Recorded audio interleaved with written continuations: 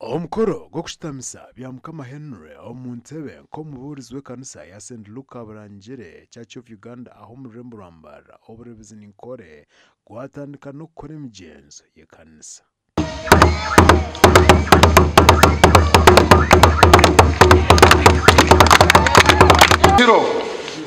Abakristayo baze kushabiramu no kweshongoreramu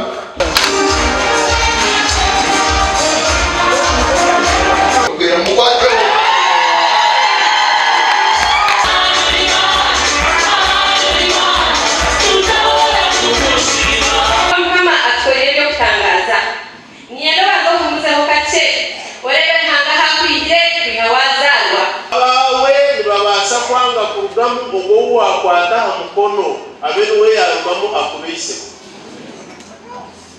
bitebyo byango mwana wanjye ningobera muka please zire ki wakora ahageje omurabure tokamanye cyakubasa kurugamu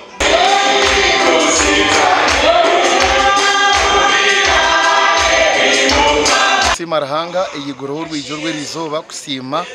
omburizo witu mwenu twasima omburizo witu ekanisa yona yakenyumirizamu abantu bona basima omburiza bw'omurumo gwari kutukorera kandi ogwari kukorera Ruhanga abwa pastro kuzomba Kristo akashabira abantu bakakira akazomba ntabino busase n'abari kushemererwa nitusima Ruhanga sima byona ndakubanza sima umulisa wanje ahabwo kunkwasa ahabwo gukora hamwe kandi Mukama akikiriza Mukama okusima Ruhanga kandi kasima Ruhanga mwe nizobere nisima abantu abambasise kugumiza mu nikoro umurimo gwa Ruhanga kandi rizoba nagumiza mu kwiga korera Mukama kurambura abantu kakora pastro mukabashabira mukabanywana kugumiza mu tukakora umurimo gwa Mukama rero Ruhanga kaguma nakora umurimo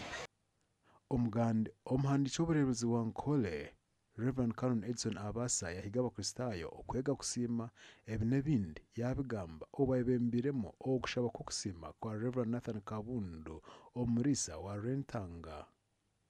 omurukashari Mbara. Reverend Nathan Kabundu yananja kusima Mukama Ruhanga awe byone byarabiremo namuno kumukiza butando ebenenda kumutwara we no mucyara we.